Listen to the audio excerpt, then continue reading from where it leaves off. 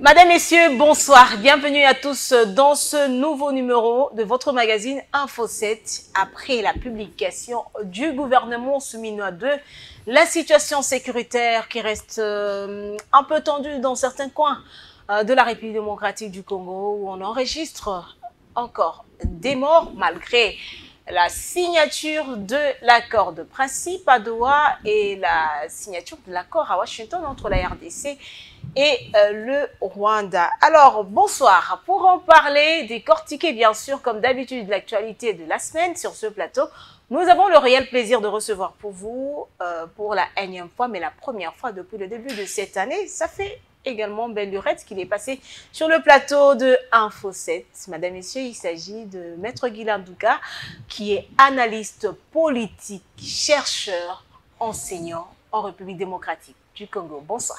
Bonsoir Noëlla. Maître, comment allez-vous? Non, j'ai encore le plaisir de vous retrouver sur ce plateau pour qu'on réfléchisse ensemble sur l'actualité de l'heure et peut-être donner certaines orientations qui peuvent aider les autorités, n'est-ce pas, à pousser les choses pour un développement de ce pays que nous voulons aussi, parce qu'à un certain moment, on s'est dit, il faut qu'on laisse aussi les empreintes compte tenu de la petite expertise que nous avons. Alors, ça fait quand même longtemps, Maître Douga a disparu. Qu'est-ce qui s'est passé là? Non, disparaître, c'est trop dire. Il s'est fait que nous avons aussi d'autres choses à faire. En coulisses. La charge horaire, la profession. Donc tout ça, ça nous a emballé dans un... Plusieurs plaidoiries, si je peux le dire. Bon, oui, ça je le fais. Et surtout avec l'enseignement, les recherches aussi, il faudra beaucoup de temps. Beaucoup plus, oui, la recherche, parce que je suis en train de faire une étude approfondie dans le droit de l'environnement. Okay. Voilà pourquoi je suis un peu trop acculé avec... Le droit de l'environnement, et du coup, on fait allusion au réchauffement climatique. Est-ce que vous pouvez placer un mot, parce que ça frappe plusieurs pays, la RDC, Kinshasa n'est pas épargné. Exactement. Noëlla, vous savez que le monde, en particulier la République démocratique du Congo, est en train d'assister à une situation qui, à un moment donné, risquerait de nous échapper, pour mieux dire, incontrôlable. Risquerait de nous échapper, d'échapper au contrôle des autorités. Oui, oui. Les phénomènes auxquels nous sommes exposés, ce sont des phénomènes très, très dangereux. Il ne faut pas être distrait. C'est pourquoi il faut anticiper dans la politique de l'environnement. Sinon, on risquerait de parler notre langage. Ah, vous parlez de l'anticipation, mais est-ce qu'en RDC, cet adage qui dit gérer, c'est prévoir, a tout son sens? Ah, je crois que les autorités qui nous dirigent doivent également suivre les paroles d'alerte, n'est-ce pas, que les scientifiques donnent. Pourquoi? Le secteur de l'environnement, je prends seulement le ministère de l'Environnement, c'est un ministère très très important, n'est-ce pas? Mais bon, quand vous voyez le cafouillage qui est là, tantôt c'est la politique qui se mêle, ainsi de suite. Pourquoi ne pas mettre, n'est-ce pas, un technocrate qui comprenne très bien les choses? Il y a beaucoup de têtes pensantes qui sont dans le gouvernement qui maîtrisent très bien ces choses-là. On pouvait le mettre, n'est-ce pas, pour une bonne orientation, parce que le bassin du Congo, c'est l'espoir, n'est-ce pas, de la planète ainsi que la Amazonie, n'est-ce pas, dans le temps qui vient. Aujourd'hui, on place la RDC comme le premier poumon. Exactement, parce que sans la RDC aujourd'hui, vous savez que toute la partie du sud de l'Afrique est attaquée à 75% par la désertification. Et ils trouvent quand même la vie en RDC. Hein. Ils veulent se ressourcer en République démocratique du coup. C'est pourquoi il faut qu'on mette très bien notre politique sur les questions environnementales. Et à ce moment-là, si c'est bien focalisé, vous allez voir que tout le monde va s'intéresser à ce pays. Alors, parlons de l'environnement parce que c'est vraiment important. Kinshasa, comme certaines provinces qui aujourd'hui font face aux conséquences du réchauffement climatique, le président de la République, Félix Antoine Tshisekedi, n'a pas cessé de rappeler que la RDC est un pays solution. Mais sur terrain, on n'a pas l'air de sentir que la RDC elle-même, le pays, est conscient des menaces qui pèsent sur lui, le pays bien sûr. Et vous avez lancé un message d'alerte pour dire si on ne fait pas attention, la situation va échapper au contrôle des autorités. Que faut-il faire aujourd'hui? Oui, il faut d'abord interpeller la population. Vous savez, la volonté du chef de l'État en elle-même ne suffit pas. Ok. Au fait, il faut qu'il y ait une participation citoyenne. Comment? La population doit comprendre. Regardez, on est en train de réhabiliter la plupart des routes dans la capitale. Hein? Dans la capitale. On a vu, plusieurs routes sont... Et mais regardez seulement la canalisation qu'on est en train de préparer pour évacuer de l'eau. Aujourd'hui, c'est plein de bouteilles en plastique. C'est un problème.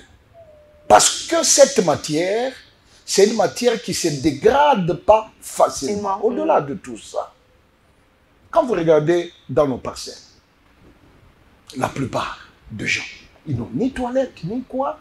Tout ce qu'on a comme matière fécale, on jette sur la route. Tout ce qu'on a comme déchets domestiques, on jette sur la route. Un problème, c'est aussi la gestion des eaux usées. Exactement. Au-delà de tout ça, les véhicules que nous utilisons aujourd'hui émettent des gaz. Émettent autant de gaz, rien n'est contrôlé.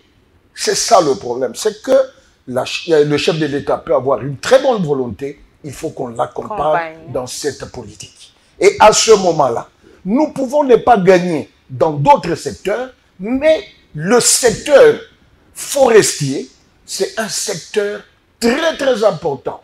Compte tenu de sa dimension, compte tenu de notre position géographique, nous ici, on ne peut rien chercher, que ce soit l'eau, que ce soit la forêt. On avait le Tchad qui avait un problème d'eau et qui voulait trouver un secours en République démocratique du Congo. Là, on dit que la RDC, c'est un pays solution.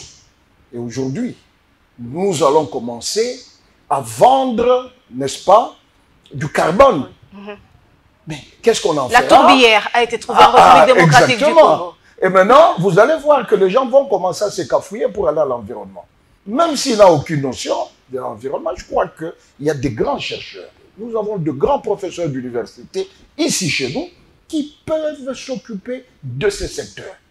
On ne prend pas le secteur pour apprendre en étant nous. Mais malheureusement, c'est ce qu'on voit. Hein? On nous amène des gens qui ne maîtrisent rien, qui viennent apprendre. Apprendre maintenant au niveau de l'État, au sommet de l'État, et à ce moment-là, ça pose un problème, n'est-ce pas, même dans la politique. Et puis encore, qui ne pensent même pas à se faire entourer des personnes qui s'y connaissent. Oh, Noëlla, l'entourage, ça pose aussi un problème, parce que vous savez, aujourd'hui ici au Congo, quand on vous nomme, Noëlla est nommé quelque part, il se dit, mais ok, j'ai un beau-frère, on le prend, même s'il n'est pas outillé en la matière, on peut vous imposer même par votre structure politique, n'est-ce pas, de gens qui ne comprennent rien dans ce domaine. Et ça, c'est un sérieux oui, problème. vous voulez parler de l'environnement. Quelles sont les idées que ces gens-là vont donner? Rien. Je vais te parler d'une petite anecdote. Allez-y. J'ai été conseiller juridique au ministère de la Recherche scientifique. Mais on pouvait voyager. Quand le ministre, on nous appelle dans une conférence, il donne le go, il disparaît, c'est tous les conseillers qui partent. Ah, mais ça, ce n'est pas seulement là-bas, c'est plusieurs ministères, hein. Ça se passe comme ça. Hein. Exactement. Ouais. Donc, c'est-à-dire, et pourtant, on a dépensé beaucoup d'argent pour qu'on puisse vous former dans un secteur bien déterminé. C'est tout le monde qui disparaît. Je pense qu'on doit marteler sur cette situation. Est-ce qu'un ministre est obligé seulement de faire l'ouverture et partir? Ah, ça aussi. Bon. Moi, ça m'inquiète souvent. Ils sont censés connaître tout. Non, mais pourquoi ils viennent alors? Pourquoi on va dire c'est sous le haut patronage du ministre tel? Et il vient, il donne d'abord, il va arriver en retard, il ouvre les travaux et après il part, il attend la clôture. La connaissance, ça s'acquiert, n'est-ce pas? Quand vous avez besoin de connaître, n'est-ce pas, vous allez apprendre des autres. N'est-ce pas? C'est une conférence. Une conférence, ça suppose qu'il y aura une nouvelle matière qui sera présentée. Vous aurez en plus. Parce que la formation, c'est chaque jour. C'est à vie. Hein? C'est à vie. Parce que vous pouvez aujourd'hui terminer licencié en droit et mourir comme un analphabète parce que, dépassé par les événements, vous n'accompagnez pas l'évolution de la science. Merci bien. Madame, Messieurs, prenons à présent ce premier dossier de notre rendez-vous de la semaine et on se retrouve juste après.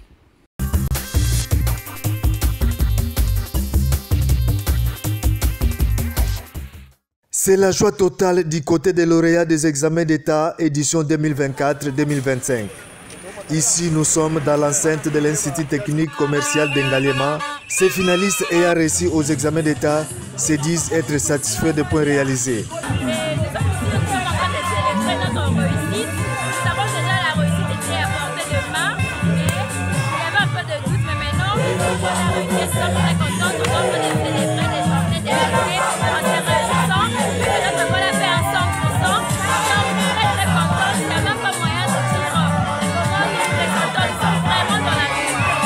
Les impressions sont les mêmes avec ces finalistes du lycée Tobongisa rencontrés à proximité de leur établissement. Nous sommes très contents de où on vient de participer à nos résultats et tout on a réussi par la grâce de Dieu.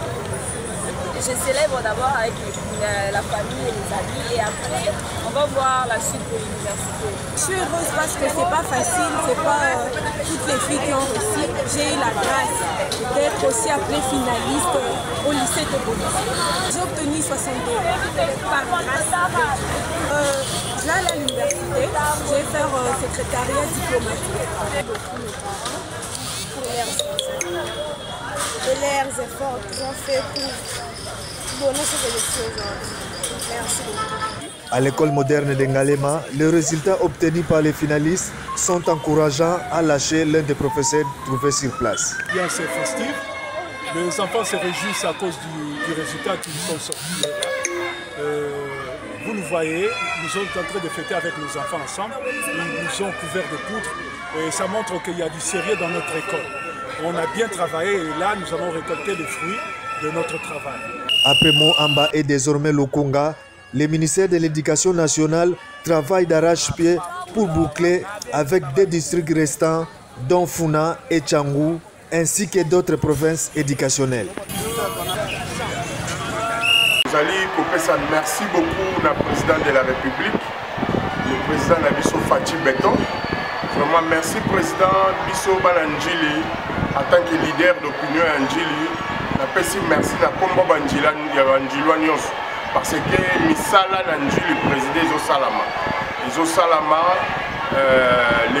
l'ancien gouverneur Jantilingo Bilambaka ayaka ko inauguré Misala Nanjili na ministre ya infrastructure bayaka ba inaugura misala si lelo misala wana ezo continuer ezo sala makitoko donc boulevard Lwemba maître Croquet et puis ba venir na biso tout ya kati nyoso tout bazo sala vraiment topesi merci beaucoup na président de la République merci na papa Jantilingo Bilambaka et puis tolobi pe bonne continuité ya misala yango oyo ezali siko na ville de Kinshasa tosengi na ba dirigeant na biso ya ville de Kinshasa balandela misala wana continuité ndang wana et puis tolingi tobeta sete na likambu ya Metrokine président de la République olobelaka projet wana ya Metrokine oyo papa Jantilingo Bilambaka a tika alors tozanga posa projet ya Metrokine wana esalama babongisa yango esalama parce qu'on dirait batiengo bouton tolingi projet ya Metrokine au souleva kango vraiment Metrokine projet wana papa Jantilingo Bilatika et ça la soulever ndengo outil ko soulever programme ya Kini Bopeto ozongisa mo pe na nzela il y a ba programme à kitoko bongo ezama mbotela ngo ba bouton te l'état ezama en continuité au kuti eloko muninga sala ki salama ki pona l'état ezo salama na bambongo ba pocha batute eza bambongo na biso ba contribuable nde batio wana oza gestionnaire, tu fais des projets pour na biso tout aux à la bénéficiaire. Alors ce qu'on du poste continuer par projet au ezalaki déjà, ça la continuité nango, c'est aussi pour votre honneur. Dimanche 3 août 2025 marque une nouvelle ère dans la vie chrétienne de Christian Dongani, journaliste à Congo Web Télévision. Ayant servi l'Éternel avec dévouement et fidélité, le Saint-Esprit en a décidé autrement, comme l'atteste la parole de Dieu dans le livre des Actes des Apôtres, au sujet de Saül et Barnabas. Ce jour, une mission spécifique lui a été dotée. Christian Dongani est officiellement consacré évangéliste. Le Saint-Esprit a trouvé bon de t'appeler dans le champ de l'Éternel. À notre frère, Christian, que nous venons de placer. Ici, son père spirituel, le pasteur Alfred Neto, explique le sens de cette cérémonie riche en couleurs. C'est vraiment pour nous un événement très important aujourd'hui pour la consécration de notre frère Christian, qui est consacré comme évangéliste de l'Église. C'est un garçon obéissant, qui aime Dieu, un garçon qui est soumis depuis sa jeunesse. Il est à mes côtés. Vraiment, c'est un garçon qui sert Dieu avec son cœur. Voilà pourquoi ce qui vient de se passer ici doit interpeller beaucoup de jeunes que le Seigneur soit en train d'appeler dans son champ, mais qui sont encore ignorants parce qu'ils sont encore en train de chercher les choses de ce monde. Désormais évangéliste, Christian Dongani a exprimé sa gratitude envers le Dieu Tout-Puissant pour l'accomplissement de sa promesse. Aujourd'hui, c'est un grand jour pour moi. Vous savez, je manque même de mots, je suis vraiment comblé de joie. Dieu a promis et Dieu l'a réalisé. À l'époque, je me souviens, lorsque la prophétie était sortie, ça sortait de la bouche de ma sœur. Je pense que j'étais à l'école primaire, en 3e ou 4e primaire. À l'époque, on résidait à Kitambo.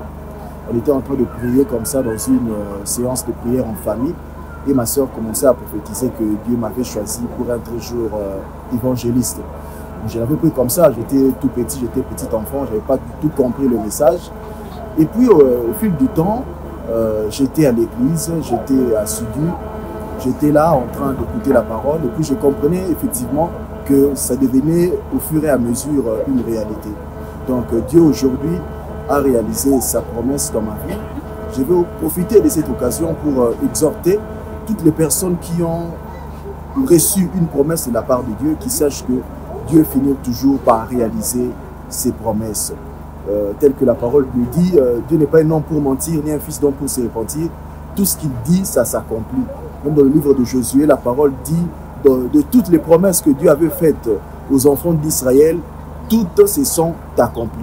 Donc, toutes les personnes, tous les gens qui ont reçu une parole de la part de Dieu, qui sachent que cela va certainement s'accomplir. Aujourd'hui, c'est une grande joie. J'ai été accompagné par plusieurs personnes. Il y a ma famille, il y a les amis, il y a les connaissances. Que Dieu soit loué. Tout s'est passé dans la sérénité, dans la tranquillité. En tout cas, c'est tout ce que je peux dire. Merci. Au finish, l'heureux appelé a reçu des présents de la part des différents frères et sœurs dans le Seigneur. C'est dans une ambiance bon enfant que s'est clôturée cette cérémonie.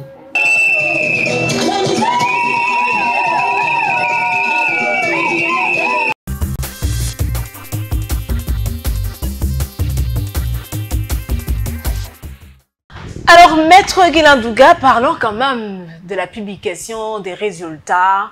Aujourd'hui, ça semble quand même décoller en ce qui concerne la gratuité de l'enseignement des bases en République démocratique du Congo. Vous êtes satisfait, Maître? Oui, oui. Personnellement, je suis satisfait.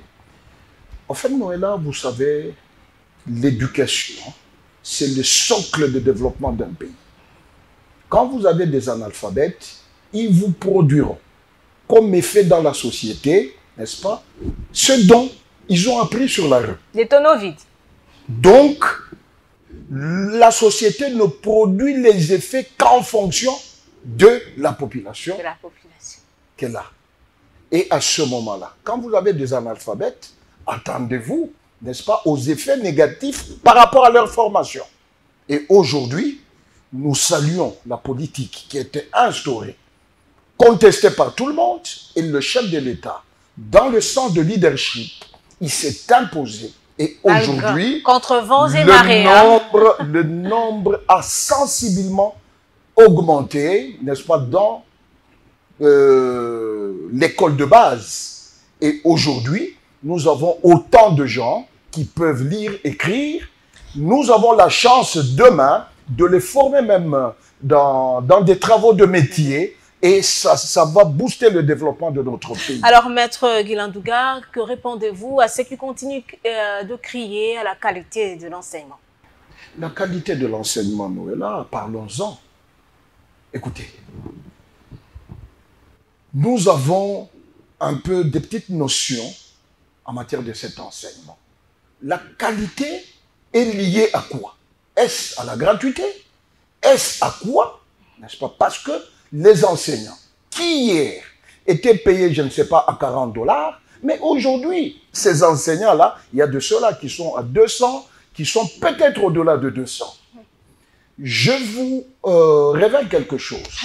À l'époque de la gratuité, n'est-ce pas, dans des écoles de prestige, les enseignants de l'école primaire, n'est-ce pas, ne dépassaient pas la prime de 200 $. Ah bon? Ne dépassaient pas la prime de 200 $. Avec ce que l'État pouvait donner, c'est ce qui les ramenait peut-être à 250. Et aujourd'hui, qu'est-ce qui se passe?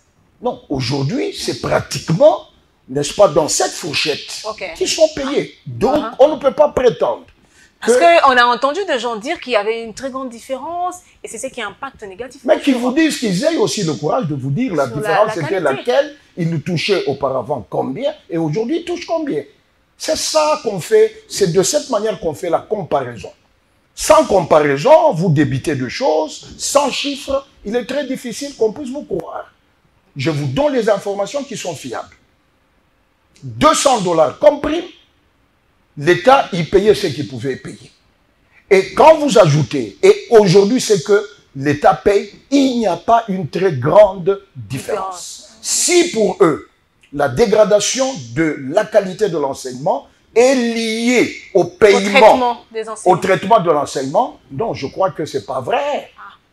Parce que les mêmes enseignants là, ce sont ces enseignants qui sont là. Ce qu'ils faisaient dans le temps, ce qu'ils faisaient dans le temps, ils continuent à le faire.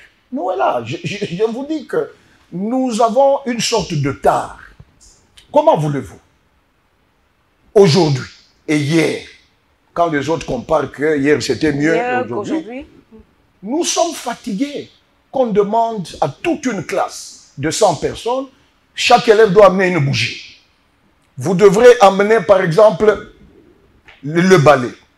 Donc c'est-à-dire cet enseignant-là, il va se retrouver avec 100 balais. C'est seulement pour une expérimentation. Si ça se faisait hier, si ça se faisait hier, quand ils étaient mieux traités, pourquoi aujourd'hui ça continue? Et là, c'est dans quelles écoles de l'État? Non, il y a beaucoup d'écoles. Écoutez, quand vous distinguez d'abord, parce que j'ai entendu les gens dire école catholique, tout ça. Oui, ça continue, hein? Non, attention. Ça continue. Attention. Les écoles catholiques, ce sont les écoles qui ont été confiées par l'État aux catholiques. Aux catholiques. Ça, c'est pourquoi on appelle ça des écoles conventionnées. Donc, entre l'État et l'Église, il y a une convention. Il y a des écoles conventionnées islamiques, il y a des écoles kimbanguistes, n'est-ce pas, protestantes, ainsi de suite, c'est-à-dire que par convention. Pourquoi cette convention? Le monopole de l'éducation dans le temps, c'était l'État. Personne ne pouvait entrer dans ce secteur de n'importe quelle manière. Mais comment aujourd'hui on a donné ce monopole à l'Église catholique, hein? Non, ce sont eux qui se donnent le monopole. Donc c'est-à-dire, ils doivent diriger les écoles par convention avec l'État, mais ils doivent respecter, n'est-ce pas, le principe établi par le même État. Quand vous allez à côté, mais bien, monsieur, alors, on va vous appeler. Vous parlez du respect de principes établis par l'État. Vous l'aviez suivi, c'était la note qui est venue du ministère de l'Éducation, décidant que les filles enceintes continuent leur cours malgré ce qui est arrivé. qu'il n'y ait plus cette discrimination comme dans le temps. Comment est-ce que d'abord vous réagissez à cette décision qui énerve les écoles catholiques? Parce qu'on a entendu les responsables, notamment Monseigneur Donatien Cholet, qui avait dit que cela ne passera pas. Ah, je pouvais peut-être apprendre que tu me dises, selon le président Cholet, si ce n'est qu'un Monseigneur, l'Église catholique n'est pas un État dans un autre État. Parce qu'il faut faire très attention. Okay. Noëlla, où serait le mal? Parce que de vous-même, en tant qu'État, vous établissez le principe d'égalité entre l'homme et la femme. Vous refusez la discrimination pour accéder à l'éducation. Mais hélas, si aujourd'hui, quelqu'un qui tombe enceinte, vous dites que celui-ci ne peut pas étudier, vous êtes en train de les victimiser deux fois. Supposons qu'aujourd'hui, cette fille a été violée. Mais le violeur, lui, il est libre d'étudier, mais la violée, vous la sanctionnez aujourd'hui, psychologiquement et physiquement, parce que vous ne voulez pas qu'elle continue avec les études, parce qu'elle est tombée enceinte. Attention. Donc, c'est-à-dire qu'on ne peut pas punir quelqu'un deux fois. Mais pour le même fait, n'est-ce pas, je crois, de la même manière qu'on pouvait traiter celui qui aurait enceinté une dame, une élève, c'est de la même manière. C'est pas une façon d'encourager les enfants. Sinon, nous violons notre propre constitution en dépit, n'est-ce pas, de sentiments du Monseigneur Cholet, n'est-ce pas, qu'il a évoqué. Vous savez, tout le monde est libre de parler. Mais ici, les principes sont posés par l'État. Si vous estimez que dans les écoles catholiques, les filles enceintes ne peuvent pas y entrer, et à ce moment-là, il faut que la population se mette debout. Alors, est-ce que c'est parti pour un autre affrontement comme nous l'avions vécu lorsque le président de la République, Félix Tshisekedi, a annoncé la gratuité? Eh bien, vous savez, il y a... Parce qu'il a dit haut et fort. Hein? Il y a certaines églises qui aiment le populisme. Hein. Vous savez, qu'on puisse parler d'eux, n'est-ce pas? Et de temps en temps, ça dérange un peu. Vous savez, tout le monde est sous l'impérium de la loi. Que ça soit qui que ce soit. On a l'impression que ce n'est pas l'État avec l'Église y compris tous les amis qui le soutiennent là, n'est-ce pas? Au cas où ils violeraient la loi, ils s'exposeront. C'est tout. On a vu de Monseigneur ici aux arrêts, mis au cachot. Donc c'est-à-dire que si la loi ne s'applique pas, bon, on comprendrait peut-être avec le nouveau ministre ici qui comprend très bien les choses, je crois que les choses seront très bien regardées. Alors avant de prendre le deuxième dossier pour un autre débat, ce court délai dans la correction des examens d'État qui a donc suscité quand même une réaction sur la toile. Alors, Maître Guilain Douga, que pensez-vous de cette stratégie mise en place par le pays? Non, vous savez, Noëlla, il y a, dans notre pays ici, il y a beaucoup de dérangeurs. Hein. Il y a beaucoup de dérangeurs. Des dérangeurs. Oui, oui. Je l'ai dit pourquoi. Pourquoi? Je sais ce qui se passe. Okay. Vous voyez la dame Raïssa, là, a pris à court, n'est-ce pas, certains malfaiteurs. Pourquoi? Quoi? On n'avait qu'un seul centre ici à Kinshasa. On connaît tout ce qui s'est passé comme combinant de centres. Plus les résultats traînent, plus vous donnez le temps à tous ces gens-là d'aller changer des histoires là-bas et faire passer. Beaucoup de gens qui sont à l'enseignement là, ils ont des centres, n'est-ce pas, d'encadrement d'autodidactes, ainsi de suite. Donc, Madame Raïssa ne leur a pas donné du temps. Okay. Aussitôt terminé, aussitôt corrigé et on commence à publier. Mais c'est ces cours de lait-là, par quel mécanisme on pouvait bien corriger autant? La technologie a évolué. Aujourd'hui, si hier vous aviez une machine qui ne pouvait pas avoir la même capacité que celle que nous avons aujourd'hui, donc c'est tout à fait normal que ça traîne. Mais aujourd'hui, nous avons des machines qui ont la capacité de corriger 80, je crois, si je ne m'abuse pas, 80 copies en une minute. Donc, c'est-à-dire que les calculs sont simples. Je crois que même l'élève le plus faible, il comprendra que nous pouvons aller vite dans la publication des résultats. Je ne vois aucun intérêt. Et d'ailleurs, je crois qu'il fallait qu'on loue la dame plutôt que de l'attaquer. Parce que tout a été correctement fait. Le problème, ce sont ces gens-là qui voulaient que ça traîne dans de mal. Ils viennent avec des copies qui viendront de l'extérieur, qui seront remplacées pour faire passer et vendre l'image de leur centre. Madame, Messieurs, prenons à présent ce deuxième dossier de notre rendez-vous de la semaine.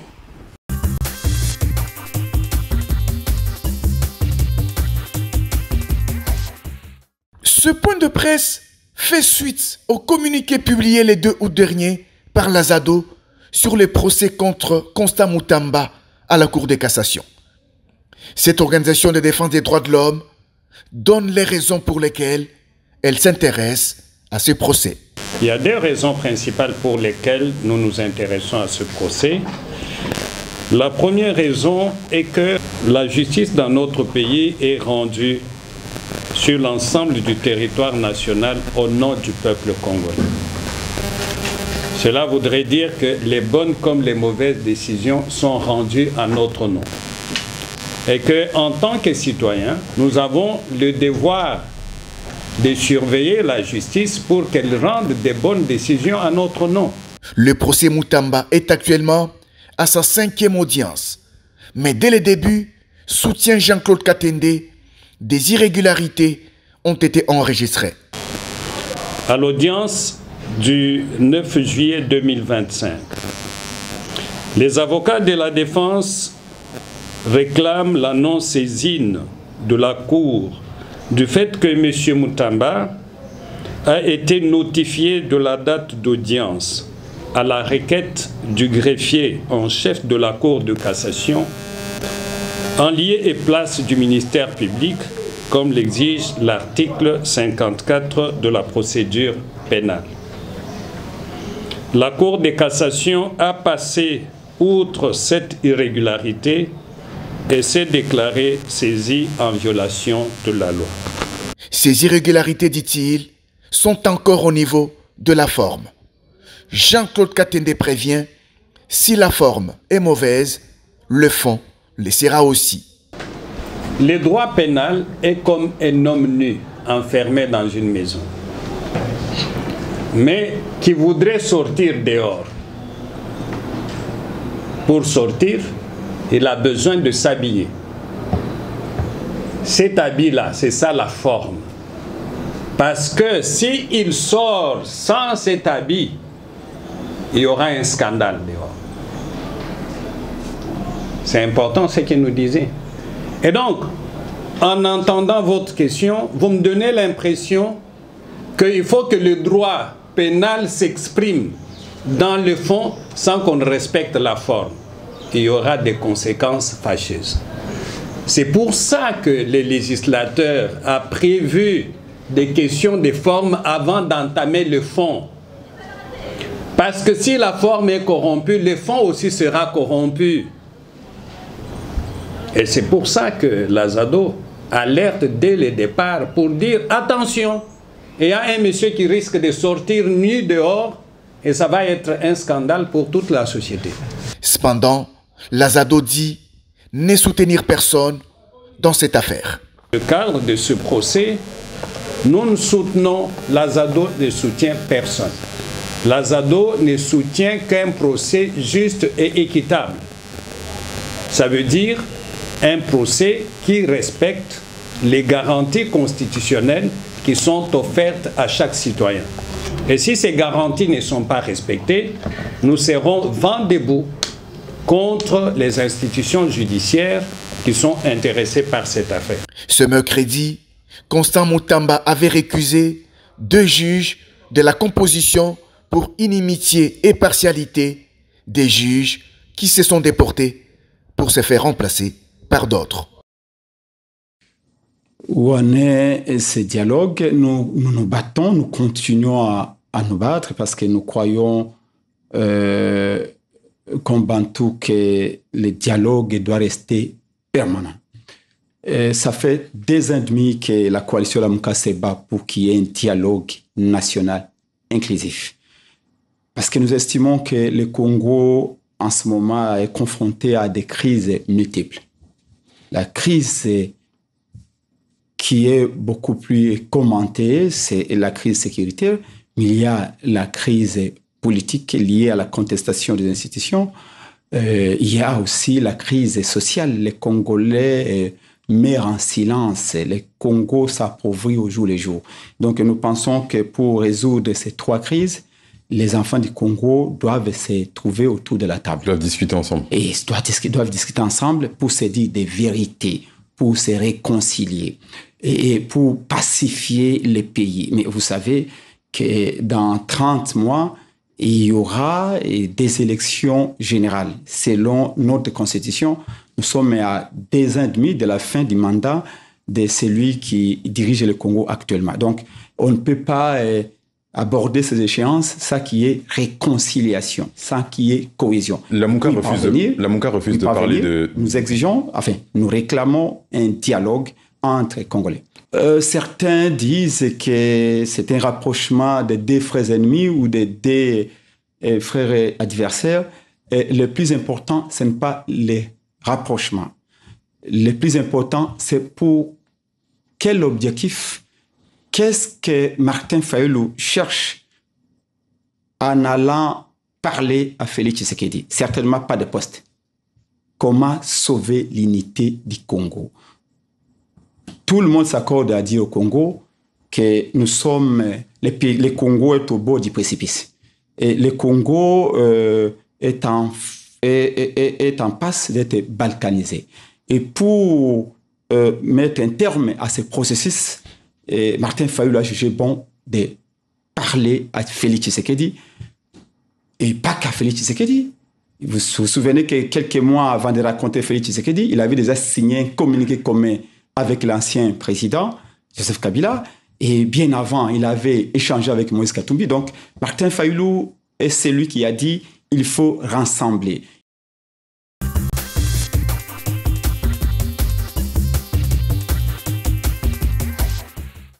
Alors, Maître Guilain Douga, vous suivez l'actualité et vous êtes également informé de ce procès contre l'ancien ministre de la Justice, Maître Constant Mutamba.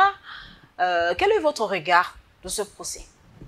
Après notamment la comparution de l'ancienne ministre de la Justice, Rose Mutombo, et certaines autres personnes, certains témoins qui ont été cités dans cette affaire. Vous savez, je n'ai pas l'habitude de commenter sur un procès en cours. Parce qu'en tant qu'avocat, je sais, mais néanmoins, je vais survoler superficiellement, pas sur le contenu. J'aimerais revenir au principe. Peut-être vous allez me comprendre. D'aucuns se disent, non, voilà, mais tel n'a pas volé. Oui, ok? Ça l'argent dont il est question se trouverait quelque part. Là, Noëlla, il faut faire très attention. Pourquoi? Si c'est l'argent de l'État, la place où l'argent doit se retrouver, c'est dans le trésor public.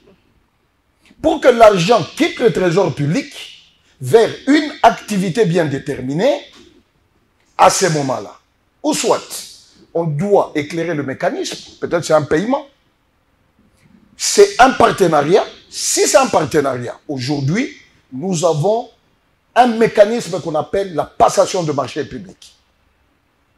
Je voulais rester dans le principe. Quand vous passez un marché, il y a des conditions. Le marché ne peut pas passer de gré à gré, sauf dans des secteurs sensibles tels que l'armée.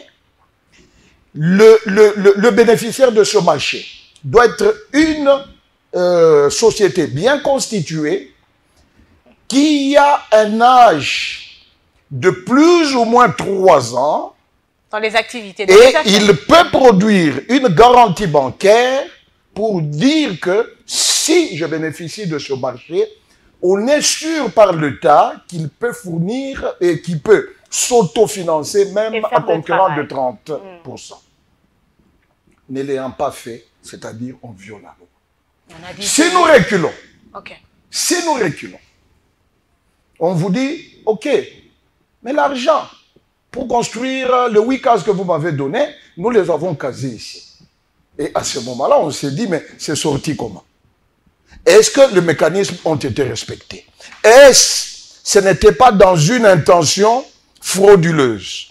Si on trouve que c'est une intention frauduleuse, bien qu'on peut récupérer de l'argent, on vous inscrit dans ce qu'on appelle tentative de détournement, qui est puni de la même manière que celui qui a détourné. L'infraction consommée. Et puis, Noëlla, il y a un autre problème. Lequel?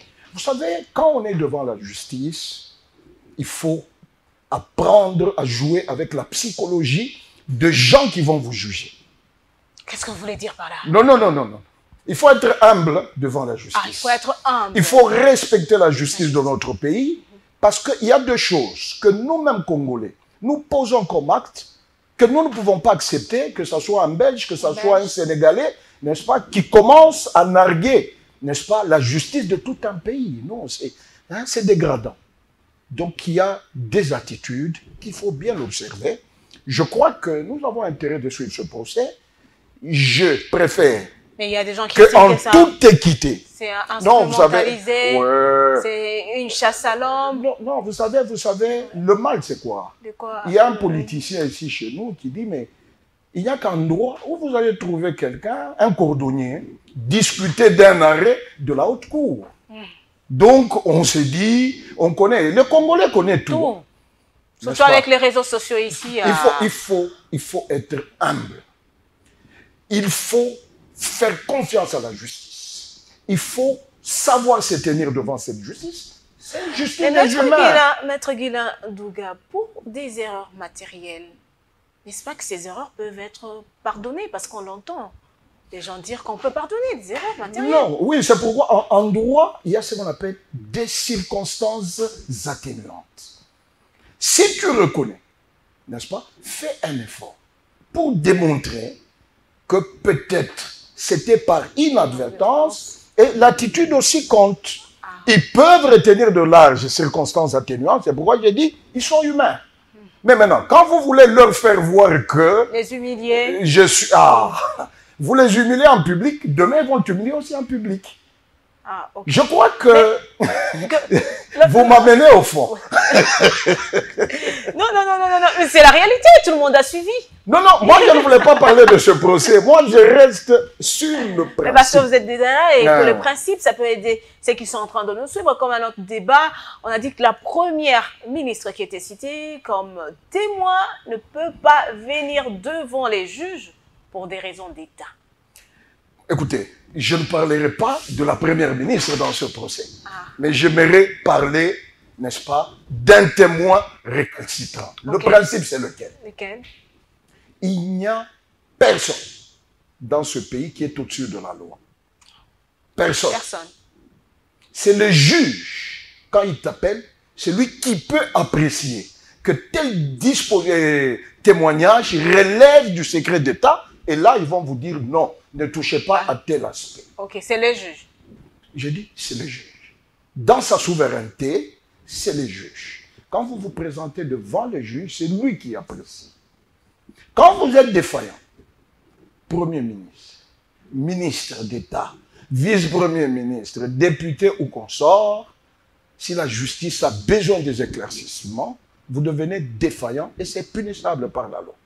Pour ne pas entrer, le premier, tout ça, mais je crois que vous avez compris.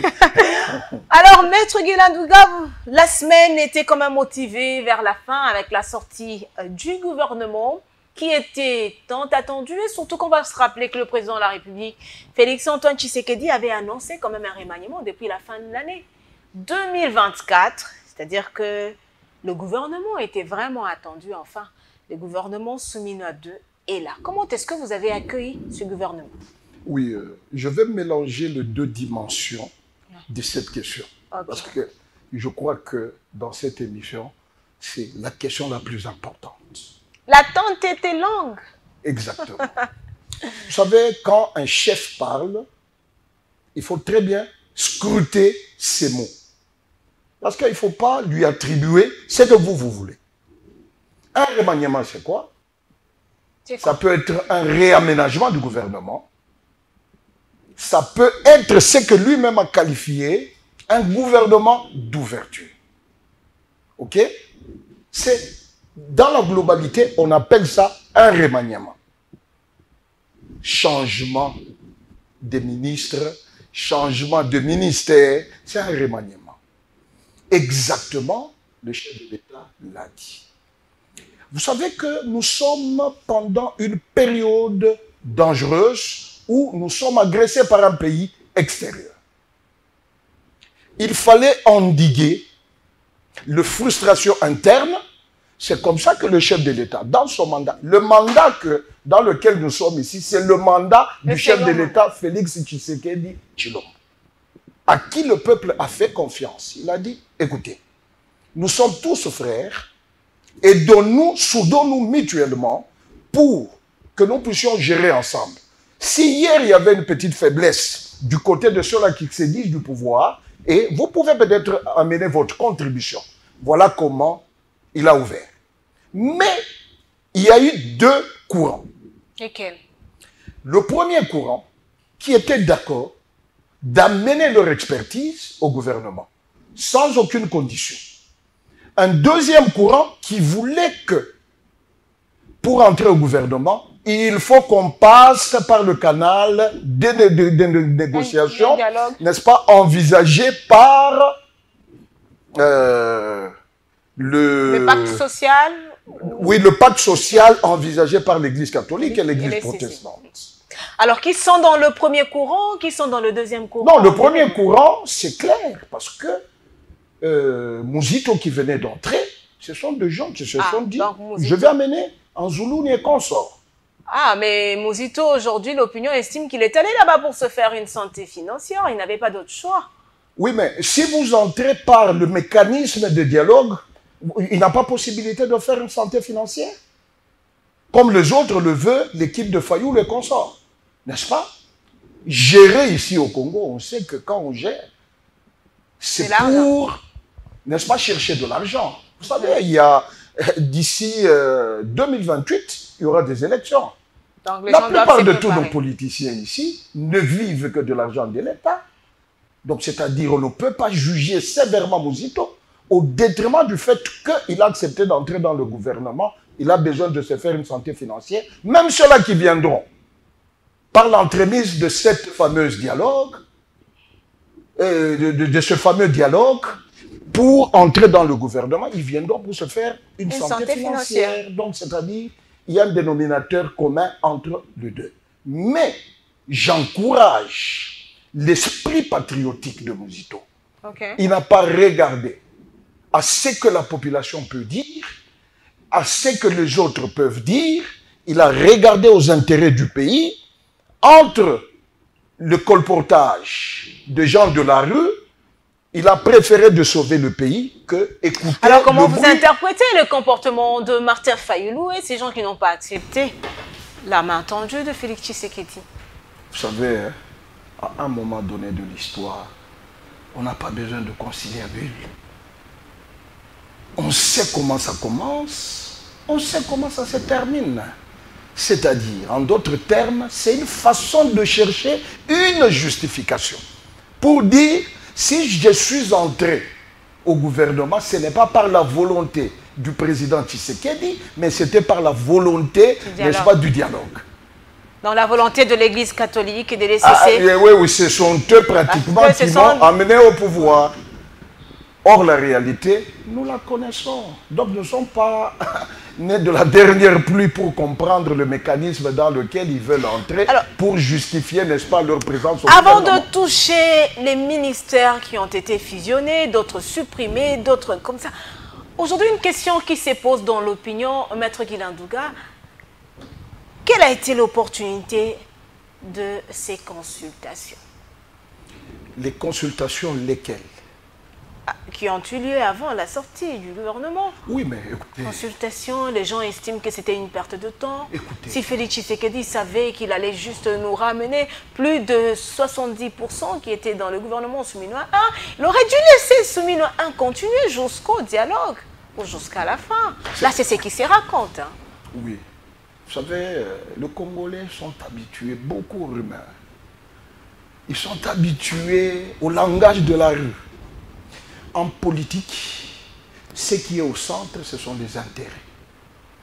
j'ai bien dit, c'est le mandat du président Félix. C'est lui qui connaît comment avancer le pion et là où il veut l'avancer. Qu'est-ce que ça veut dire? Je prends une jurisprudence. Nous sommes en 1990. Sans aucune consultation. Mobutu désigne Tshisekedi le père comme Premier ministre. À la minute qui a suivi, Tshisekedi rejette l'offre. Politiquement, c'est un problème. Vous voulez qu'on rentre dans cette jurisprudence où demain on dit bon, ok, Mouzito, il dit non, moi je n'entre pas. J'ai toujours vu un autre là, je ne sais pas, Epenge, si c'est qui. Ok, on prend, on dit, monsieur, vous êtes invité aussi d'apporter votre expertise, s'il en a, au gouvernement. Il rejette. La crédibilité de l'autorité diminue.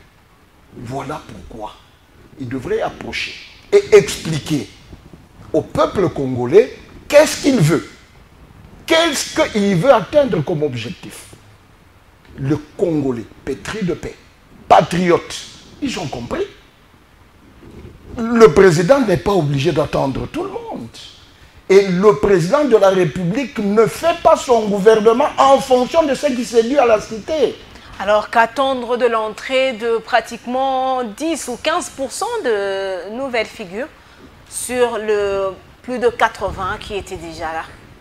Je n'aime pas juger des personnes, mais je vais vous prendre, parce que nous sommes dans une émission, Mouzito. C'est un chevron en matière budgétaire. L'expertise de ce monsieur-là, tout le monde connaît. Donc, c'est-à-dire, nous pouvons profiter de ce qu'il a comme bagage et ça peut booster les choses vers l'avant. Je prends le ministre de la Justice, avocat comme moi, il maîtrise et le rouage national et international en matière de droits de l'homme. Si ce pays est devenu faible, c'est par rapport aux violations des droits de l'homme. C'est quelqu'un qui est du secteur, il maîtrise le paramètre, n'est-ce pas, avec l'accompagnement. Parce que vous savez, une autre dimension, Noëlla, c'est laquelle? Seul, même si vous êtes un magicien, vous risquerez d'échouer s'il n'y a pas un accompagnement. L'accompagnement du peuple, l'accompagnement d'autres ministres et l'accompagnement de l'autorité. Pourquoi je le dis? Le ministre de la Justice, par exemple, il ne peut pas mener une bonne politique s'il n'a pas de moyens. Il ne peut pas mener une bonne politique si toi, Noëlla, tu ne dénonces pas un corrupteur. Donc, c'est-à-dire que quand nous décidons ensemble de les aider, ils vont nous produire de bons résultats. Mais malheureusement, chez nous, en RDC, on critique tout. Même si l'équipe nationale gagne, parce que tu n'es pas de l'obédience de ceux-là qui sont au pouvoir, tu te diras non, nous ne sommes pas contents de la victoire parce qu'ils vont en profiter. Mais c'est une maladie. Et comment éradiquer cette maladie? On en a vu aux États-Unis. Qui est en train de prendre des ampleurs inquiétantes. On en a vu aux États-Unis. Les États-Unis agressés par des terroristes et démocrates et républicains, anciens tout comme nouveaux, à l'unisson, ils ont défendu les intérêts des États-Unis. Mais c'est ce qui se passe en Ukraine. Et le problème, parce que vous avez posé la question, qu'est-ce qu'il faut faire? Qu'est-ce qu'il faut faire? Non, il faut qu'on travaille sur le changement de mentalité. Parce que le problème réel du Congo, c'est la mentalité. Si la mentalité change, vous allez voir que les choses vont changer. Aujourd'hui, nous décrions, tel n'a rien fait, tel n'a rien fait. Mais demain, lors des élections, c'est tel-là qu'on a critiqué, parce qu'il va donner quelque chose, c'est celui-là qu'on va soutenir. Vous allez voir, les mêmes qui se disent, je ne sais pas, fidèles à tel, ce sont les mêmes qui vont changer, ils sont chez celui-ci, ainsi de suite. Si toi, tu viens avec des idées et que tu nous donnes... On va pas regarder les idées. Non, non, personne ne viendra chez toi, Noëlla. Personne ne viendra. Oui, on pleurera maintenant pour dire, mais regarde ces gens ici que nous avons amenés. Mais qui les ont amenés? C'est vous. Donc, c'est-à-dire, il faut faire très attention. Il faut qu'on travaille sur la mentalité. Alors, madame, messieurs, prenons à présent ce troisième dossier. Nous allons continuer avec les débats autour de ce gouvernement. Certains ministères, comme le ministère de la Recherche scientifique, a été donc fusionné au ministère délaissé. Quelles sont les conséquences de cette fusion? Une bonne décision ou mauvaise? Nous en parlons juste après.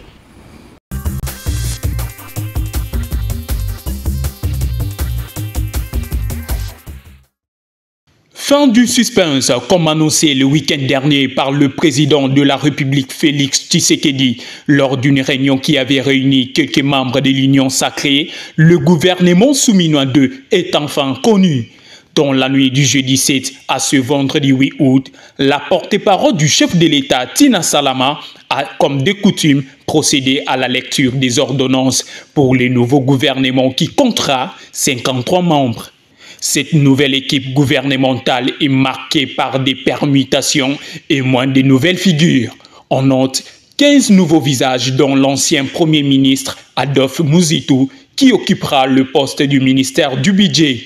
Eliezer Tamboué, quant à lui, occupera le poste du ministère délégué de la Défense et ancien combattant. 21 membres reconduits dont Jean-Pierre Bemba Gombo au transport, Daniel Moukoko Samba à l'économie nationale, Doudou Fouamba aux finances, Thérèse Kaikwamba aux affaires étrangères, Didier Boudimbo au sport, Raïssa Malo à l'éducation nationale pour ne citer que cela. Et 17 membres reconduits mais permutés comme F. Bazaïba qui a quitté le ministère de l'Environnement pour cette fois-ci gérer les affaires sociales. Contrairement à la promesse du président Félix Tshisekedi, aucun opposant radical ni figure importante de la société civile se trouve dans ce gouvernement. Alors qu'on nous a promis un nouveau gouvernement resserré, équilibré et résolument engagé dans la lutte contre la corruption, l'insécurité, la pauvreté et le chômage, les Congolais découvrent avec stupeur une équipe quasi inchangée. Les mêmes visages, recyclés et repositionnés avec quelques nouveaux venus noyés dans la masse, donnent un sentiment de déjà-vu. Tant de bruit pour si peu. Après plusieurs jours de spéculation, le résultat est loin des attentes. Une fois encore, les promesses d'un changement profond se sont envolées. La montagne a accouché d'une souris. Pendant ce temps, les Congolais souffrent. 75% des Congolais vivent avec moins de $2 par jour. Une pauvreté alarmante. 60% des Congolais n'ont pas accès aux soins de santé faute de moyens. Le chômage a atteint 84%, un taux le plus élevé au monde. À Kinshasa, l'insécurité a atteint des sommets. Les koulouna, partout, le braquage en plein jour, les violences et les viols se multiplient. Les taux d'insécurité avoisinent 40% dans le pays, qui semble échapper au contrôle des forces de l'ordre. Les inégalités sociales se multiplient. Face à cette situation dramatique, la société civile de la diaspora congolaise en France exprime sa profonde déception et sa vive inquiétude. Le peuple congolais mérite mieux qu'une simple redistribution des postes ministériels entre les mêmes acteurs. Quant à l'opposition, elle a tourné les dos à la population en refusant de participer au gouvernement par des calculs purement politiciens. L'opposition congolaise laisse les citoyens sans véritable défenseur. Le refus d'entrer au gouvernement fragilise la démocratie et accentue les sentiments d'abandon qui est ressenti par la population congolaise.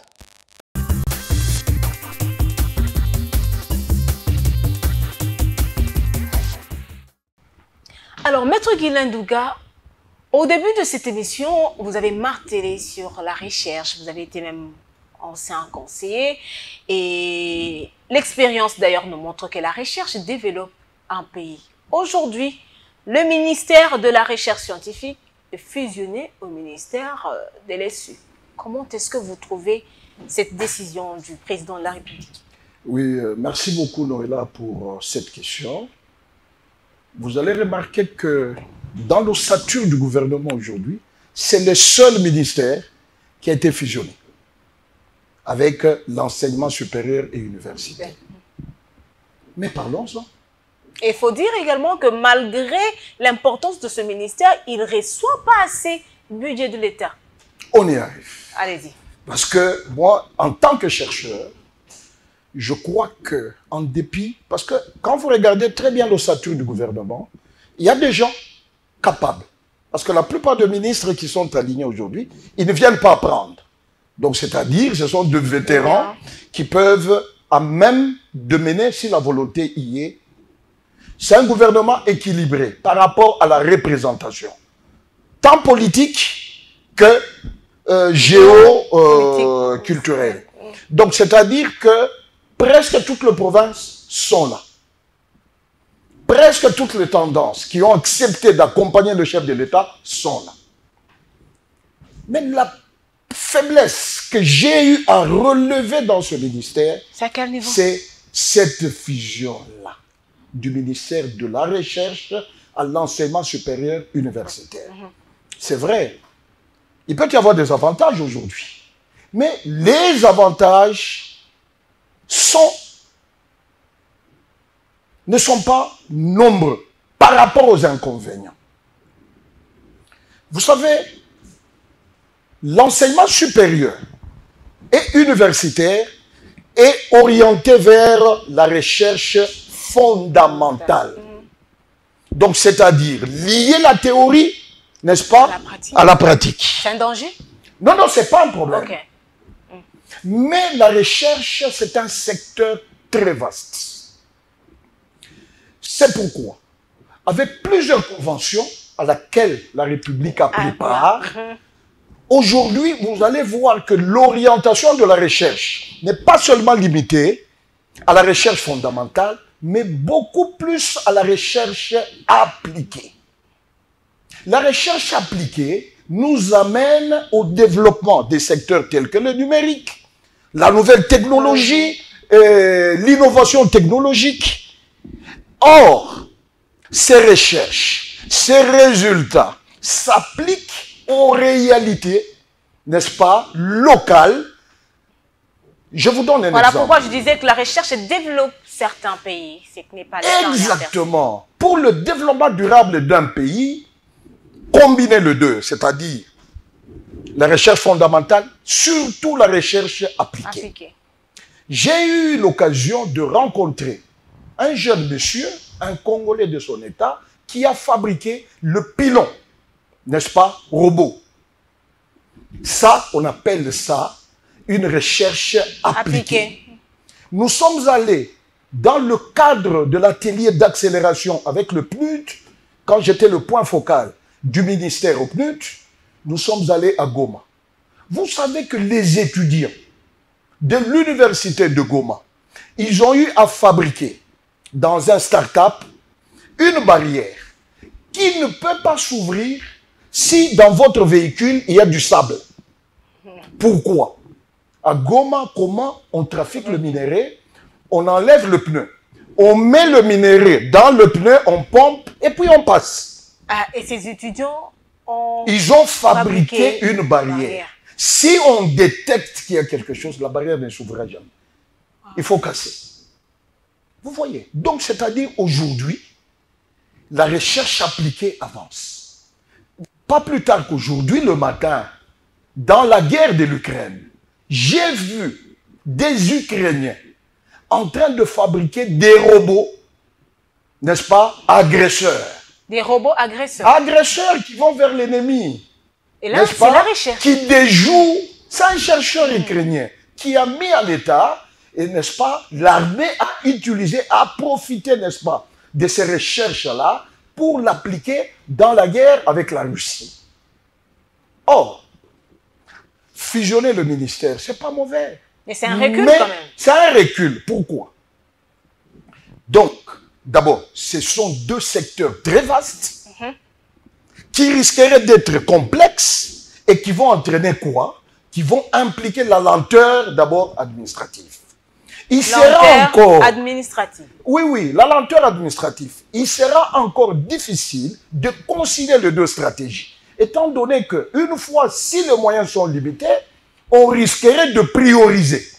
Les au détriment, et pas plus tard que hier, on disait que le ministère de la Recherche, c'était un parent pauvre. La recherche ailleurs, il utilise aux États-Unis plus de 60% du budget. Mais ici, chez nous, après plusieurs cris, nous avons quitté de 0,5 à 1%. Et maintenant, quand vous amenez ça à l'issue, c'est le secteur qui a beaucoup d'acteurs, on risquerait de prioriser. Et la conséquence, ça sera quoi? On va commencer à sélectionner le projet de recherche, n'est-ce pas, qui peuvent être compatibles à l'enseignement. Or, la recherche ne se limite pas seulement à l'enseignement fondamental, dans tous les domaines. Je vous donne, j'étais expert du gouvernement au Sénat. Nous avons travaillé avec les sénateurs, pour ne pas citer le nom, nous avons travaillé avec certains sénateurs sur la loi Guy Loando qui posait le principe de base en matière de recherche. À l'instar d'autres pays, le Burkina Faso, il y a beaucoup de pays, le Sénégal, la loi Guy Loando qui a été votée au Sénat, n'est-ce pas? Sur l'aménagement territorial. Non, sur le principe de base sur la recherche scientifique. Sur le principe de base sur la recherche scientifique. Sur la recherche scientifique, il a posé le jalon sur l'inclinaison vers la recherche appliquée que la recherche fondamentale pour le développement du pays. Ah, donc la voie était déjà bien balisée. Oui, c'est déjà bien balisé. Aujourd'hui, c'est désorienté de la loi, c'est-à-dire, il y a risque qu'on viole cette loi. Mais est-ce qu'on a pensé à cette loi lorsqu'on a pris cette décision de fusion? Bon, ça peut être une erreur qui s'est glissée dans le montage de ministère. Je crois que c'est pourquoi nous en parlons. L'autorité qui nous suit, s'il a cette volonté de booster ce pays vers le développement, je crois qu'il va prendre les éléments. Nous sommes humains, on peut se tromper, mais je vous dis que c'est vrai. Quand nous entrons dans la loi, la recherche ne se limite pas seulement à l'enseignement, ni à la recherche appliquée. Aujourd'hui, nous avons même prôné sur la recherche industrielle. Avec les bases qu'on a posées dans cette loi, il y a possibilité, n'est-ce pas, qu'un ingénieur qui se sent capable, qu'il obtienne un doctorat, n'est-ce pas, en sciences appliquées, pour le fait qu'il y a des gens qui ont fait 30 ans dans une société. Ils maîtrisent les tenants et les aboutissants. Et il peut être à même de défendre une certaine théorie et vous pouvez lui donner un doctorat industriel. C'est dit dans la loi, n'est-ce pas? Il y a un danger de rétrécir le champ d'application. Parce que quand vous parlez de la recherche fondamentale, mais parce que nous avons un ministère du numérique. Le numérique, c'est une recherche appliquée. La nouvelle technologie, une recherche appliquée. Maintenant, quand vous vous orientez vers le fondamental, vous voyez qu'il y a un problème. Mais ce que vous avez dit, il y a vraiment risque que la recherche qu'on puisse enregistrer un recul. Ça va noyer. Je connais. Parce que les SU, c'est un champ large. Très, très large. Alors, à ce jour, que faut-il faire? Que faut-il faire? Ça, c'est important. Je vous dis d'abord... Parce que le président a déjà signé une ordonnance. Oui. Je ne juge personne, parce que vous allez voir de la manière dont ce ministère-là de l'ESU a été géré, les gens sont libres de juger. Si ça a été bon géré, c'est une bonne chose. On enregistre quand même beaucoup d'inquiétudes. Moi, il y a eu des gens qui m'ont contacté par rapport à certaines décisions prises par la ministre. Si vous êtes incapable de gérer une commune, on vous donne une province, je crois que vous ne saurez pas. C'est pourquoi nous arrivons à la solution. Laquelle? Parce que vous dites... L'ordonnance est déjà signée. Oui, l'ordonnance est déjà signée, c'est vrai. Voilà. Il y a possibilité. L'autorité, c'est lui qui connaît la politique. On ne peut pas ouvrir, scinder les deux ministères aussitôt l'ordonnance prise. Oui. Mais pour renforcer les inquiétudes qu'ont les chercheurs, il y a possibilité de faire quoi? De créer un ministère délégué qui s'occupe seulement du secteur recherche, innovation technologique pour rassurer. Peut-être au prochain remaniement, on peut penser à scinder ces ministères. Donc l'urgence, c'est une urgence. C'est une urgence. Parce que le pays est sur la voie du développement. Il faut demander pas au président de la République de prendre une autre ordonnance, créer un ministère délégué. Pourquoi? Pourquoi? Et parce que maintenant les compétences seront réparties à ce ministère-là pour éviter que le champ devienne plus large et que le ministre lui-même de l'enseignement supérieur et universitaire, qui a encore un grand champ, qui ne s'embrouille pas dans cette marmaille, c'est une possibilité. Administrativement, ça se justifie. Appeler aujourd'hui le président de la République de dire il faut scinder, ça va marquer un peu d'amateurisme, n'est-ce pas, dans la façon de faire. Mais il y a une autre possibilité, même pas pour maintenant, mais dans le temps qui vient, il est libre, n'est-ce pas, de prendre une ordonnance, modifier et complétant l'ordonnance qui venait de placer le nouveau animateur du gouvernement, n'est-ce pas, pour créer un ministère délégué à la recherche. En tout cas, je pense que ça, c'est ce que le président de la République doit faire parce que s'il ne le fait pas, la recherche risque de noyer. Ça va noyer. Avec tout ce centre de recherche que nous avons en RDC là. Il y a même toute une administration qui est attachée à ça. Et si nous suivons bien, même la ministre de l'ESU n'a pas encore visité tous les coins et recoins. Et ajouter encore cette charge des centres de recherche, avec tout ce problème qu'il y a dans le centre de recherche, de crèche par exemple, qui est en grève depuis plusieurs mois, ça c'est une charge supplémentaire. Je vais te donner une autre dimension cachée dans toute cette politique de recherche. C'est laquelle? Je prends par exemple le CGR. Le CGR, c'est parmi les structures sérieuses en matière de recherche. Non seulement ils ont des résultats palpables, n'est-ce pas, mais quand vous voyez dans leur organisation, les choses marchent. Le CGR, la dotation de l'État, vient très rarement. En dépit de tout ça, tous les jours ici, ce sont des contrôles intempestifs pour aller chercher l'argent avec le Saint-Péry. Je connais très bien la boîte. Quand je le dis sous réserve de ceux-là qui connaissent comme moi. Oui, personne ne me contredira. Je vous dis. Cette année ici, le CGA en a connu plus de 6 contrôles sur le même fait. Mais c'est très dangereux. Et qu'est-ce qui est caché derrière ces contrôles? C'est pour remplacer des gens? Non, mais c'est pour chercher l'argent. Chercher de l'argent. C'est pour chercher l'argent. Je le sais. Donc, c'est vraiment très dangereux. Je crois que nous lançons ce cri de détresse au chef de l'État. Je sais qu'il écoute. Le moment est propice pour recadrer les choses dans ces secteurs-là. Par inadvertance, peut-être ils ont voulu le faire pour diminuer le nombre de ministères, mais avec ce ministère, je crois que... Mais diminuer pour en créer. On a créé l'économie numérique, quelque chose comme ça. Ça, c'était pas une bonne décision. D'ailleurs, le numérique pouvait être associé à la recherche. Voilà. Donc, il y a plusieurs solutions. Je crois que il a de la matière sur la table. Monsieur le Président de la République, la recherche développe les pays. Partout ailleurs, quand vous partez, c'est la recherche qui a plus de 50% du budget de ce pays, ce qui n'est pas le cas chez nous.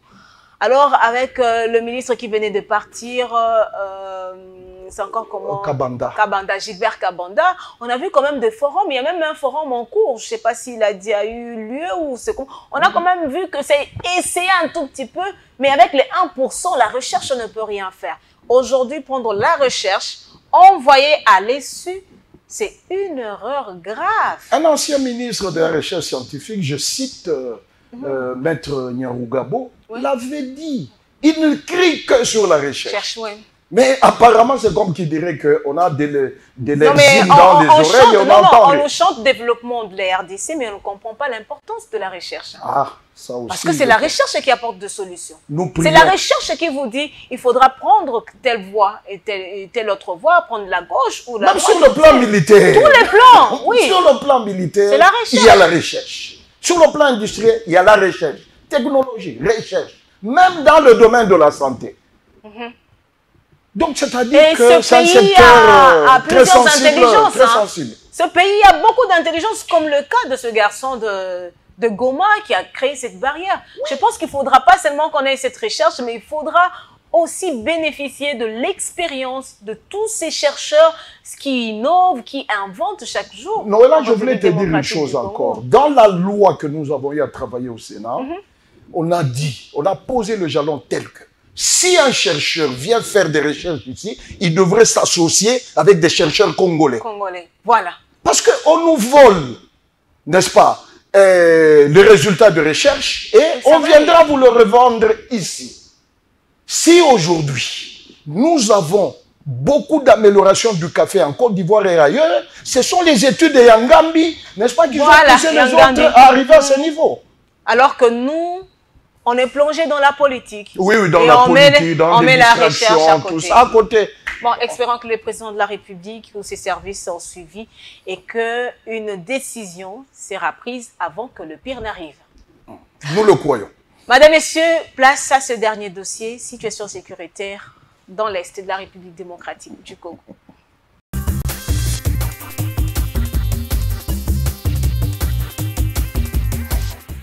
Le lieutenant-général Bonza Mwilambo Gilles, chef d'état-major général des forces armées de la République démocratique du Congo, a officiellement remis un canon rapide armé à la force navale. Cette unité flottante, la première d'un lot de plusieurs autres, est destinée à renforcer l'autorité de l'État à travers les différents cours d'eau de notre pays, particulièrement au pôle Malébo. La cérémonie a eu lieu ce lundi 4 août 2025 au Beach Majestic River, dans la commune de la Gombe. La dotation de ces canons rapides à la force navale entre dans le cadre de la matérialisation de la vision du président de la République, Félix Antoine Tshisekedi, commandant suprême des FARDC pour son armée. La vision de construire un grand outil de défense au service du peuple congolais. Les clés de ces speedboats ont été officiellement remises au vice-amiral Kouyondi et Mehdi Albert, chef d'état-major de la force navale, par le lieutenant-général Bonza Mwilambo Gilles, chef d'état-major général des forces armées de la République démocratique du Congo. Ces speedboats sont équipés de 2 moteurs de 250 chevaux chacun. Ils sont montés d'une mitrailleuse de calibre 12,7 mm et de 2 armes PKM. Pour se rendre compte des performances de ce type d'engin, le chef d'état-major général, ses 2 adjoints et d'autres officiers sont montés à bord de l'un des speedboats. Une démonstration a été réalisée dans la baie d'Engaliema sur le fleuve Congo. Les marins eux-mêmes ont continué à s'entraîner pour maîtriser l'engin.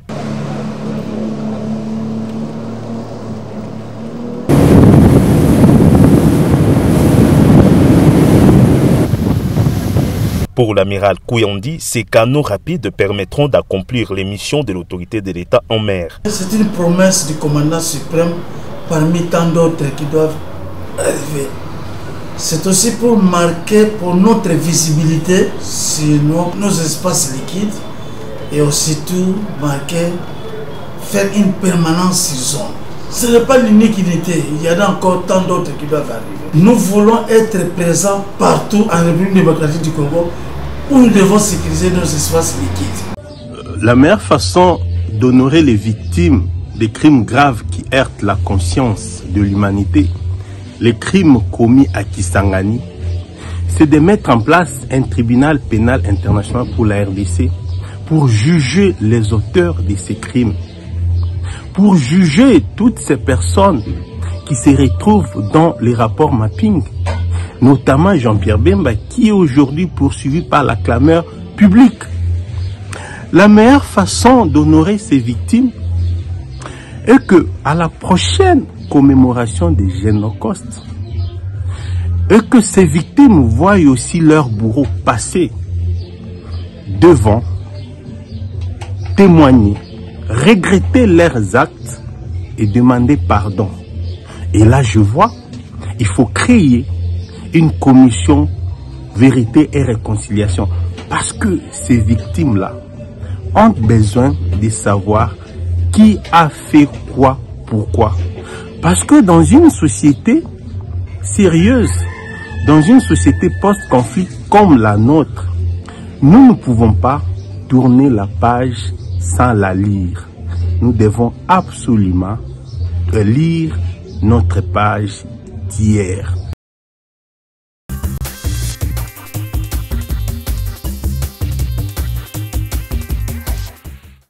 Alors, situation sécuritaire dans l'Est de la République démocratique du Congo, Maître Guilain Douga, la RDC continue toujours à enregistrer des morts malgré les accords qui ont été signés, l'accord de principe RDC, AFC, AM23, l'accord qui a été signé à Washington entre la RDC et le Rwanda. Quel est le message que le AM23 et ses supplétifs sont en train d'envoyer à la RDC malgré ces accords, ces réunions qui sont en train de se tenir? Il faut aborder cette question à deux dimensions. La dimension extérieure, qui est composée des États-Unis, d'OA et consorts. Tous ces gens-là qui sont venus pour nous donner cette paix, ils ont compris. Bien que ce sont eux qui profitaient de ce pillage systématique du pays, n'est-ce pas, aujourd'hui, au vu de nombre de morts, parce qu'on a beaucoup pleuré, j'espère même qu'on n'a plus de larmes pour pleurer. Vraiment. Ils sont venus en rescousse. Je crois qu'ils devraient être conséquents. En l'occurrence, les États-Unis. À l'époque on a pris Bukavu, il a suffi un seul mot du président américain. Ces aventuriers de M23 se sont carrément retirés. Mais on les a laissés. En même temps, le temps qui n'est pas notre allié leur permettent, eux, de voler. Et ça sort par le même circuit. Eh bien, je me suis toujours posé la question. Laquelle? Est-ce qu'ils sont venus pour nous aider ou bien pour gagner le temps? Si un seul mot des États-Unis avait suffi. A suffi pour que tout le monde se retire. On signe des accords, des discussions continuent. On va également parler de la dernière rencontre entre la RDC et le Rwanda à Washington. Mais eux, ils continuent à s'aventurer, à endeuiller les Congolais. Et maintenant, à l'interne maintenant, qu'est-ce qui se passe? Les Congolais ne sont pas sérieux. C'est fort ça. Les Congolais ne sont pas sérieux. Au fait, qu'est-ce qu'ils ont voulu faire? Donc, c'est-à-dire, il y a des acteurs congolais qui ont voulu couvrir l'agression pour dire, ce n'est pas le Rwanda, c'est nous. Et maintenant, il y a un problème. Comment ça? Non, non, de couvrir le Rwanda, l'agression. Il y a agression quand c'est un pays extérieur. Oui, mais quand vous qui parlez agresse des Congolais, un pays souverain. Quels sont ces Congolais qui couvrent non, mais cette c'est agression? Nanga et tous ces aventuriers d'FCC. Oui, oui, des aventuriers d'FCC qui ont fait un petit noyau. J'en ai vu, je crois, un qui est fils, je ne sais pas, d'un sénateur, avec des photos avec Nanga, tout ça pour dire que c'est un mouvement congolais. Qu'est-ce qui se passe dans cette histoire? Et qu'est-ce qui se passe? L'ambition du pouvoir par de voies détournées et n'est pas bonne. Nanga est entré dans cette aventure avec tous ses complices. Et aujourd'hui, les négociations qui se font à Doha et aux États-Unis les échappent carrément. Comment ça? Pourquoi? Parce qu'il y a les intérêts de grands. Ils se redistribuent les cartes entre eux. Ils ne font pas tellement allusion au M23. Vous pensez qu'ils sont en train de voir Regardez. comme si ils sont perdants dans cette affaire? Regardez. Okay. Les États-Unis vont gagner de concessions. OK? Le Qatar va gagner les concessions. OK? Le Rwanda va gagner le trafic de minerais. Ça doit passer par le Rwanda et il y aura des taxes qui seront payées. Et M23... M23 profite de quoi? Voilà pourquoi. Il y a une certaine pression qui s'exerce maintenant sur les Congolais qui ont trahi le pays. Nous devons nous retirer. Pas plus tard qu'il y a 2-3 jours, il y a un haut responsable du M23 qui a fait un meeting au stade de Goma et qui a dit on va se retirer, nous allons seulement laisser la police. Alors, les autres se sentent maintenant abandonnés. Donc là, Les calculs de Nanga, du FCC, y compris leur chef Kabila, qui voulait marcher sur Uvira pour avoir la possibilité d'entrer vers le Katanga et contrôler le mine pour faire plier Kinshasa. Maintenant, bloqués par le positionnement de l'armée burundaise, ils n'ont plus de possibilités. Voilà pourquoi ils sont en train de recruter en désordre. Il y a un de vos collègues qui a été tué parce qu'il a refusé de se faire recruter. Et tous ces gens-là, aujourd'hui, la plupart de tous ces gens-là, qu'on utilise comme chair à canon, ce sont des gens qu'on a recrutés à l'État. Et ils sont là pour marquer leur présence. De telle sorte que, s'il y a des négociations qui vont se faire, il faut qu'on puisse tenir compte d'eux. Vous voyez? C'est ça la stratégie. C'est ça la stratégie. Alors, parlant de cette stratégie, est-ce que maintenant là, parce que plusieurs politiques, même les Nanga et les autres, pensent que la solution n'est pas que par le pacte social pour la paix, porté par les CC et la SENCO? Vous savez, bon, ces gens-là, est-ce qu'ils n'ont rien à faire, l'Église, la catholique et comme ça? Je crois que... Et surtout que le pays se rappelle aussi qu'on a eu autant de dialogues avec l'Église, mais les mêmes choses ne font que de se répéter. Il n'y a rien qui est obligé de passer par le pacte social. N'est-ce pas? C'est la solution. Le peuple lui-même, c'est la solution à ce problème. Comment ça?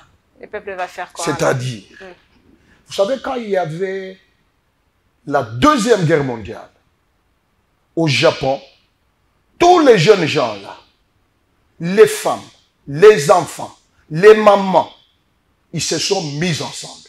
Nous sommes attaqués. S'il faut mourir pour notre pays, nous mourrons. C'est de là qu'on a tiré la notion de kamikaze.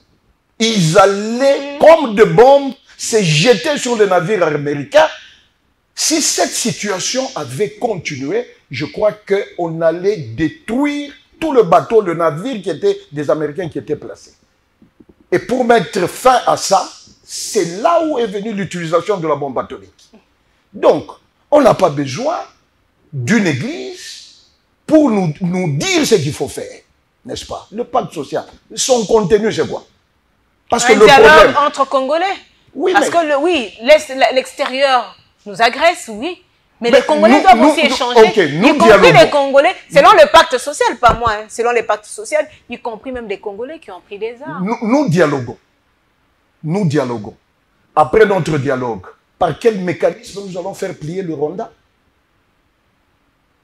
Quelle est l'autorité que nous avons sur le Rwanda pour le faire plier? Donc, il faut qu'on arrête avec des fantaisies.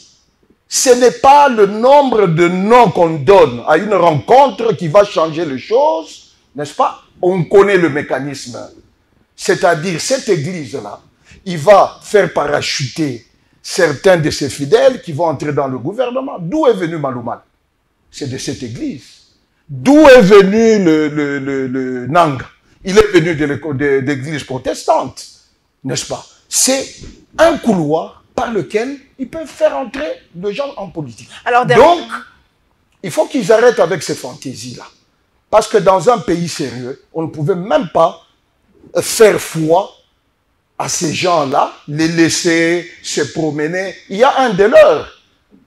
Du moment où on tue des Congolais, lui, il s'est fait photographier avec le tueur de Congolais. C'est inimaginable. Donc, c'est-à-dire, on est en train de cracher sur le cadavre de Congolais. Quelques semaines passées, c'est pas la semaine passée, on a suivi le cardinal Fridolin Ambongo qui a exprimé quand même sa gratitude tout en étant sur le sol rwandais. C'est révoltant et il a c'est exprimé sa gratitude à Paul Kagame. Et quand il le fait, 319 Congolais tués. Alors qu'il s'est attaqué à Donald Trump, hein. On va se rappeler. Il a été quand même dur après la signature de l'accord de Washington. Et je parie fort que parmi les 319 là-bas, il y avait des catholiques. Quel est le message qu'il donne? Vous qui le connaissez mieux que nous.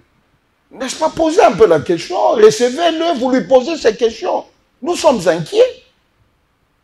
Parce que demain, on risquerait de les cataloguer, de l'étiqueter au M23, les gens vont crier. Parce que ce n'est pas normal. Je ne vois pas un Palestinien quitter la Palestine, aller se faire photographier avec le Premier ministre israélien. Ça serait une conjuration. Alors aujourd'hui, si la solution ne passe pas par le dialogue, quelle solution pour une paix durable? Le peuple doit s'approprier, n'est-ce pas, le destin de son pays et se mettre debout. Arrêtez avec ces histoires. Que la population puisse descendre dans la rue. Un peuple uni produit les effets supérieurs à une bombe atomique. Le Congolais est beaucoup plus dans le tribalisme, Non, c'est un affaiblissement. Comment ce peuple sera uni alors que nous avons le FCC de Joseph Kabila Kabange qui ne jure que sur son autorité morale, qui continue à dire que Kabila n'est pas ce que vous présentez, il n'est pas rebelle. C'est un homme qui s'est levé, qui a entendu le cri de sa population. Mais Kabila, qui vient s'expliquer ici, qui vient s'expliquer. Il a été cité devant la justice. Il est présumé innocent. Qu'il vienne s'expliquer, qu'il n'est pas rebelle, tel que cette rhétorique que nous entendons. Il y a déjà un complot contre lui, vous voulez qu'il vienne et puis après vous allez... Oui, vous savez, quand vous êtes sorcier, vous voyez le complot partout. Ah. Vous voyez le complot partout. Non, là, je vous dis sincèrement, dans la vie, quand vous vous reprochez de quelque chose, vous allez voir deux personnes parler dans un coin, vous allez vous dire qu'on parle de vous. Le problème, c'est que soyons sereins. Présentons-nous devant la justice. Donc, il n'y a que nous qu'on peut arrêter.